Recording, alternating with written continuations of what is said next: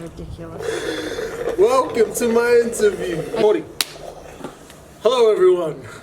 My sister's interviewing me today about my recent trip to Vietnam, my solo trip. Gonna keep it very raw, as little cuts as I can. I'm recording on this, on my coffee. My nephews and niece are gonna be running around. You're gonna hear crazy things, but we're gonna get it done, bro. There's no perfect conditions. First off, before I start, thank you, Jesus, for getting me home safely and for everything that I have. And yeah, wouldn't be here if it wasn't for God making a way for me to be here. Oh boy, that's so okay. What did you do, Sam? I worked. As you can see, got my work gear on. Alright, let's go. This is Noah, this is Luca. Noah's been in my videos before. This guy hasn't really been. My little mini-me with the... Let's go, Vanya. Why did you go to Vietnam, and yeah, what made you want to go? Thank you for the question. Why did you go, and what made you want to go? So, I went to Vietnam because, well, why did I go? So I went, there's not really a particular answer. I've always loved pho. I remember, Vanya, you'd be able to know this as well, like, when we were younger, my dad always took us to these Vietnamese shops in Guildford and Granville, and we loved it. We didn't know what it was, we just knew the soup was nice. So I thought, like, why not? I want to travel, like, everywhere anyway, and I thought, oh, plus obviously it's cheap as there, and my money can stretch, like, very, very long, so yeah. Most expensive part of the trip? Well, I think it was honestly the flights.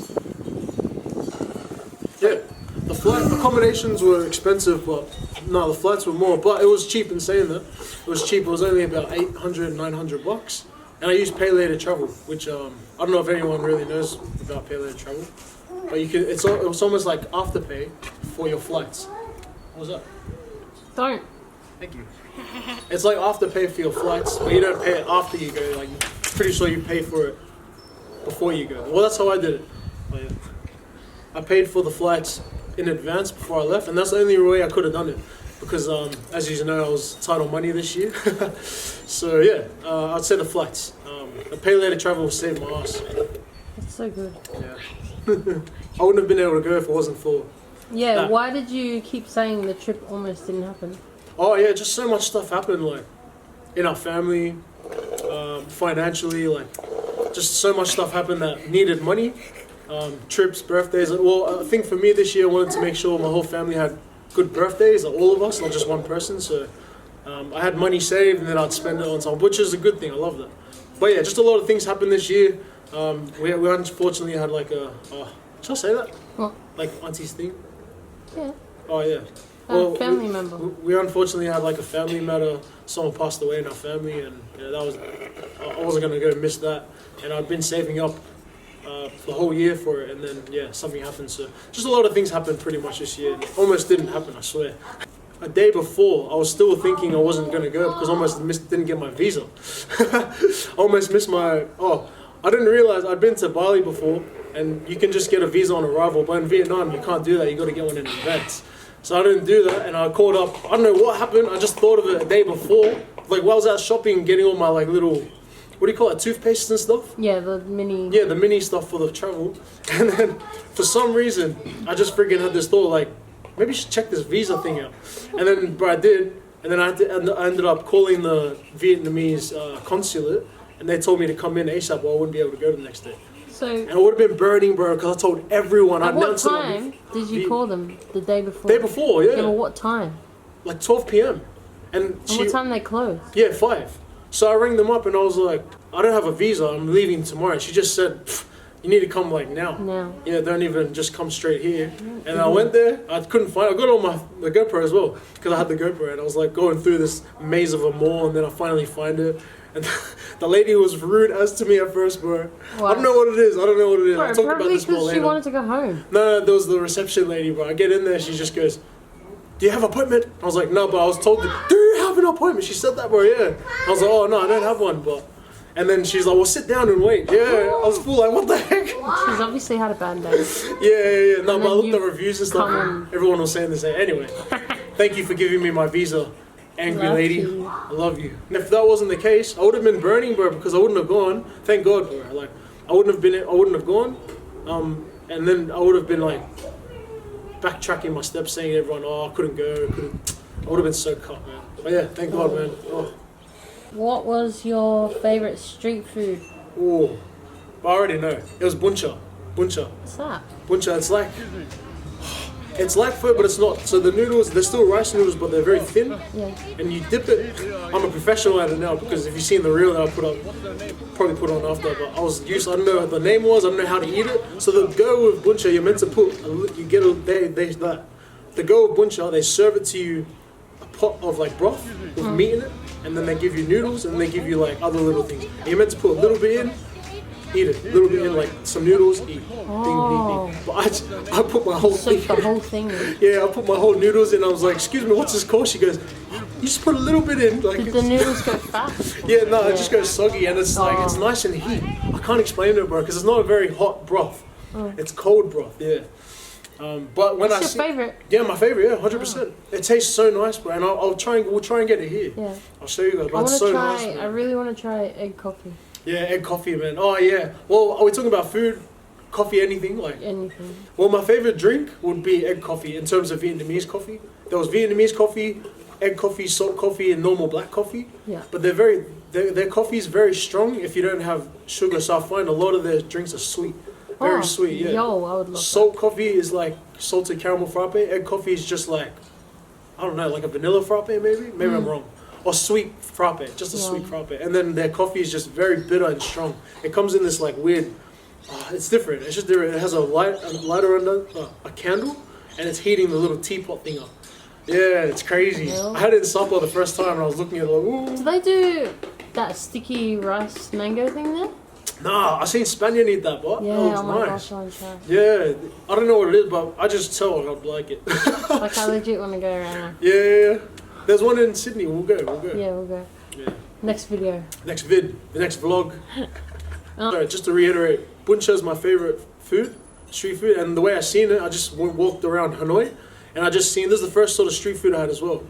I seen this lady frying like pieces of pork on a stick, and I was like, "Wow, that smells nice." Like, and the germs will probably be burnt off. And then I went in, they said, I just wanted the stick thing," and then she goes, "Oh, well, it comes in a set, like it's a part of a dish." And I was like, "Oh yeah, I'll get that." And that's how I found out about buncha. Wow. And my nicknames right now is Uncha. What? Bro, did you see the reel? No? Bro, look at this. Oh. Did you say uncha? Yeah, I said Uncha. She goes, it's buncha. And I go, "Oh, Uncha." I was so confident, bro. Idiot. Anyway, let's keep going. And egg coffee was my favorite, yeah. Okay. Well, I have two. One's like not so serious, like a funny one, and then another one's like a pretty serious one. I'll do the not so serious one first. So I block the toilet every hotel. But let me tell you how. Bro, let me tell you how, bro. The hole at the toilet is like this big. Like, I'm not even, you know, Australia is like big at the toilet bowl. Sexual hole. Bro, the freaking toilet bowl is that big. So like, you don't have to do it shaves, flush. Like, you know what I mean? And then, this is the craziest part of the story I'm trying to say. It was in Halong Bay, and I blocked it again. This is my second time doing it in a different hotel. And then I try to walk up quickly because I know the housemaids did, or the housekeeping done it. I tried to walk up the stairs quickly before they see me, and then he catches me. He's like, "Hey mate," "Oh hey." I was like, "Oh," he goes, "Oh, the cleaner wanted me to tell you." The cleaner wanted me to tell you, bro. Listen to this. The cleaner wanted me to tell you not to put the toilet paper in the toilet bowl. Put it in the bin provided. Ew. I'm serious, bro. I'm not joking. Ew. Yeah, and I was just looking at him shooketh, bro. We're talking about my itch stage right now. And I just go, "Oh, really?" Like that. I was like, "That's crazy." I was like, "But in Australia, we don't do that." Wait, in a bin? He said that, bro. Yeah, and then I realized, I look under the freaking, like next to my toilet, and there's a freaking bin there. Doesn't it stink? That's crazy. I don't know about that. What do you think about that? Wouldn't it stink? Yeah, that's what I was saying. And I told everyone around here, and they've all said, unless his English, his English was good. Unless he just meant something else. I don't know. But that's... What are you meant to... I don't understand. That's why, bro. And then I was like, bro, am I doing that wrong? They do have that wash thing. The bidet. But they provided toilet paper. So it's like, where else am I meant to put the toilet paper? Anyways, second story.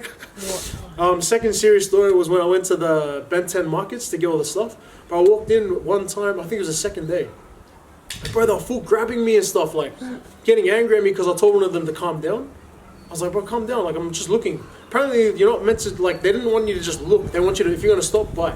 And then they full started, like, they were getting up on me, bro, like, grabbing my bag and stuff, yeah. It was getting crazy. I was a bit like, getting like, I had to like not run, but like walk out of that. It's on my GoPro. I'll put it up later. That's so scary. But that's the 2 stories. And then after that, I was just a bit like, oh.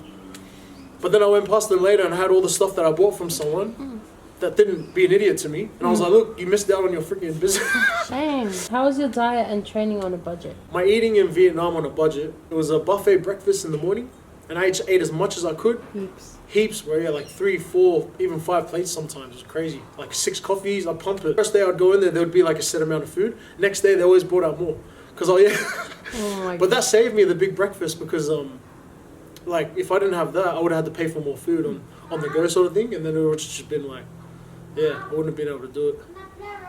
It was pretty tight, but it worked really well. And for some reason, I stayed pretty lean. Like it was weird.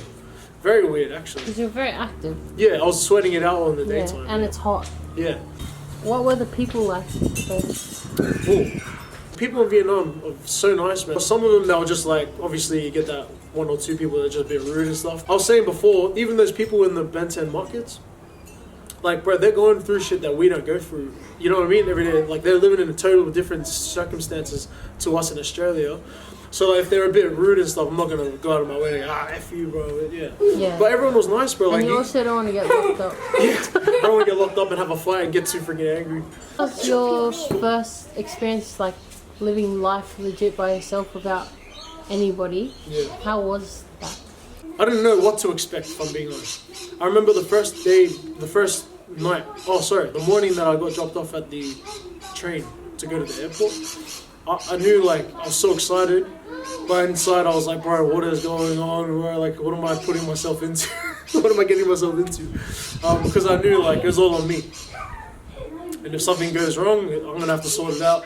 Can't really, like, you're not here to say, money, help me, or mum, help me, you know what I mean? I can ring you for support, like, if I need money and stuff, like, you did help me at one stage. But, yeah, it was a good experience to just be by myself. Like, I'm not going to come back talking differently or anything, or you're not going to see a big change, but inside, you know, I just feel like I've learned a lot. I've grown as a person. I had to do things for myself. I had to do my washing. Little things you don't really process when you're here. Crazy, bro. I recommend everyone should just go do something by yourself. It's good to be with a family, but at the same time, like, I wanted to see what I was like by myself. And thank God I got home safe. Oh yeah, that was another thing, bro. I got very close to God. I was on this trip and things didn't go my way. I just found myself praying a lot more than I usually would here. Can't explain it, man, but it was just good to be close to God in those times and sort of work through it by listening to what He's saying instead of just like trying to figure it out by myself or trying to figure it out with people around me. I know God was watching over me and I was freaking out sometimes, but it was just good to know that God had my back and that was just peace in that sort of craziness, if that makes sense. Yeah, that's what I'm trying to say. The hard to vlog. Yes, it was hard to vlog at first. I remember on the train going to the airport, like it was hard, I was hiding it, like it was like this on the bag, and when people were looking at me, I was just like, shy. Yeah, I wouldn't do it. I was holding it like here. But then I got to the airport and I told myself, I was like, bro, if you want to do this, you've got to do it. Like, no one's going to do it for you. As soon as I got to the airport, I just started holding it up and going hard. Even now, it's still hard. I know how to deal with it more, I guess. That's pretty much it. But I love doing it, and it's something I want to keep doing. I find it easier when you're overseas and people can't understand you. Way easier to do it. True. When I'm here, bro, it's full. Like, everyone knows what I'm saying, bro. Like, What's the goal now you're back? So obviously I want to keep traveling, but that takes money. So the goal now is to save up money, but keep pumping the content that I've already got, because I've got like gigabytes and almost a terabyte or 2 terabytes of content from the GoPro, and that's not to mention the footage from here. So I just want to keep pumping social media. That helps, like being on social media and doing it, but I think the goal is to direct all the traffic to my YouTube sort of videos. This is the goal that I've made up in my head, bro. And then friggin' try and get that monetized. But I just got to keep doing it, bro, and be consistent, and obviously God willing, and God willing, it all comes to, because that's what I want to do. But I know that God knows better. So if He knows that's no good for me, then He'll direct me somewhere. But that's what I'm looking at right now. I just want to keep pumping content, keep doing YouTube stuff, and yeah, and I want to just vlog every day. Like today, I just vlogged me at work. Yeah, I'm not even vlogging. It was just my stories. You know what I mean? I just want to be real consistent in that. Just keep going.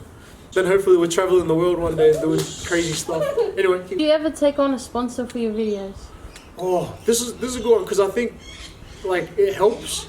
Definitely helps doing these videos. But at the end of the day, like if it's something that I don't agree with, it was just like acting, bro. Like sometimes in acting, I felt very conflicted with things that I was accepting and taking on. So if it is conflicting, and I'll always pray about it first, and then I'll do it. But if not, then it's all good. I'll fund it if I have to. Acting like I have money. How? No. These are questions people asked you on your question box. Oh yeah. This is from Kay Hass. Mm-hmm. What was your most memorable moment on your trip? Most memorable moment? Oh, that's a tough one. There was so many great memories, like moments. There was Sapa, there was Halong Bay. All right, this is one that I really remembered. So it was the day that I learned how to ride a bike in Halong Bay because I was terrified of it. There's a video of me actually hyping myself up to do it because I always said I'd never drive a bike because my mum had the accident and stuff. And then I hired the bike. I drove it around, practiced quickly, and then the goal was to drive to the other side of Halong Bay over the bridge and then get into like the main part of town, pass out some food and then come back. And I was terrified, bro, the whole time. And I got to the bridge, and when I'm on the bridge, there's a video of it, I'm just like, oh my God, like the pure like excitement and joy that's on my face. That was a mad memory. And I remember just going over that bridge, like overtaking people going faster than I thought I said I wouldn't go fast. I was like, You wearing a helmet?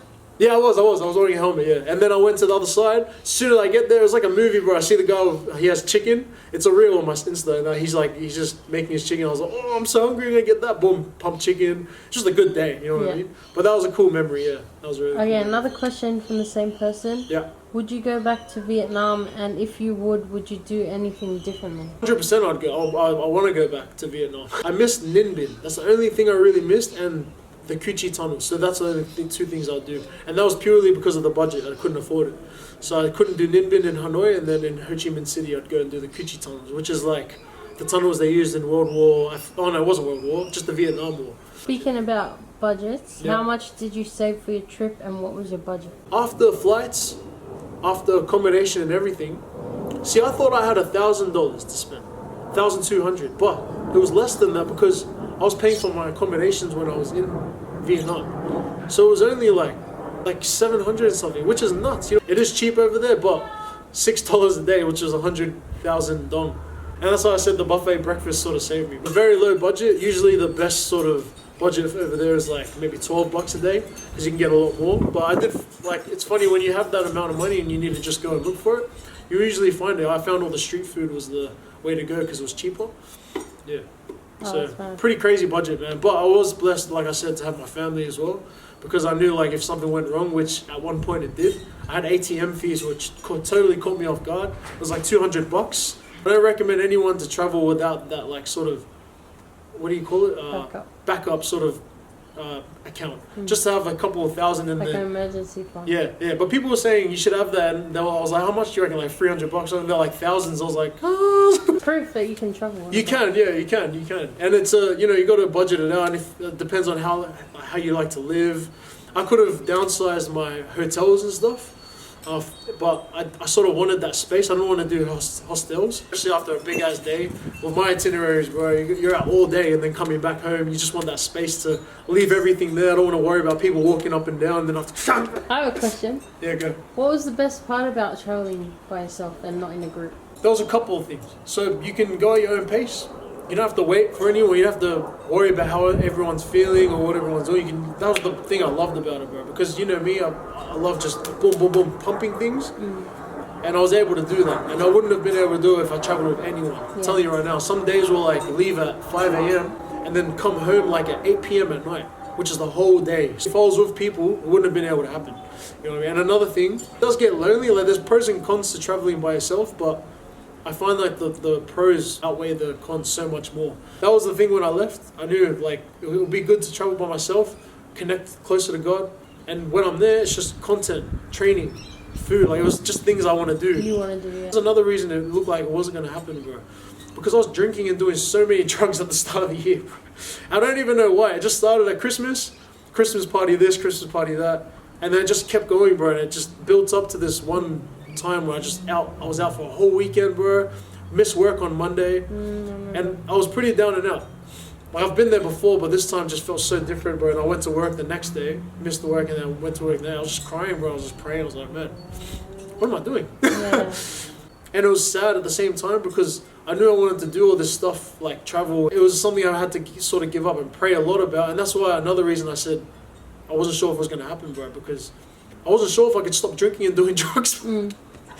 Oh my days, I've been clean for a while now, man. It's actually very impressive. That was another thing, like when I was over there, I said no to a lot of beer. I said no to a lot of drinking and people asking me, you want this, you want that. And it was very accessible, like anywhere, but over there, they're big drinking culture. And I said no, I turned it down a lot. I'm not trying to judge anyone that does that, bro. Like, Shane Hunt asked, how was traveling without your best friend? Boring, I'm guessing. He messaged me once, hey, shout out to Shane, my boy. He messaged me once. He's seen a couple of my stories from over there when I first went. He's like, haha, this is shit. You should have brought me. It would have been fun. I love it. I love it. I've traveled with my two best mates, Shane and Leslie. We've been to And LA. what happened? Oh, my days, mate. You don't want to know. What happens in Vegas stays in Vegas. No, I'm not talking about Vegas. Oh, Bali, freaking heck. I don't know if I should be talking about this. No, don't. That's Basically, another video. It was a very bad experience, and it was because I was drinking. So that was another reason. I sort of wanted to redeem myself from Bali. Let's just say I was there for a very short time, and I had a very long holiday plan. Yeah, 2 weeks. Oh. Zach asked, how did you become such a... I watch your videos. Zach. Shout out to Zachy, I work, one of the boys at work. Oh, yeah. Ally Pickford, shout out to the Ally Pickford boys, let's go! My question, Yeah, why go. are you still wearing your watch? Just go home. Piece of advice for anyone that is looking to travel solo. Plan as early as you can in the year for your trip. Like I'd say 5+ months. Get a PowerPoint adapter here for the country that you're going to, because it's so much harder to get it in another country, especially if they don't speak English. That's just the thing I found. I went over there without the PowerPoint adapter. I sort of had to find it. Another piece of advice, my sister just handed out. Create a schedule, but be okay if it doesn't go that way. Because that's what I did. I planned it to a T. Every day was planned. Actually, every hour was planned. A lot of things didn't go to plan. Actually, I had this whole time period where I just didn't plan days. Ended up in somewhere I thought it wouldn't be. Like, Sup was 8 hours away from Hanoi, and I wasn't in Hanoi. And that was on the schedule. So I just told you just got to go with it sometimes and just be okay with it. Keep praying. That's a big one. Pray, pray, pray. What else? And save money, bro. Don't do what I did and go on a budget. You can do so much more if you're not on a budget. But I just didn't want to wait. You know what I mean? What would you say a good budget is to travel alone to Vietnam? To Vietnam, bro. You can do it if you want to do it comfortably. Staying at hotels, getting a good flight.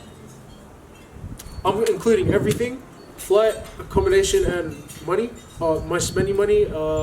Probably 3.5K. But you're set, bro. I did it on very, very much lower than that. After my flights and everything included, maybe just under 2,100. You can get banh mi's every day for $1. Go with more money. Don't do what I did. How do you want to end it? Shit, is that it? Yeah. Damn, we finished it. Okay, guys, that's my interview done. Thank you to Vanya for interviewing me and making it fun. God bless everyone watching, and see you in the next episode.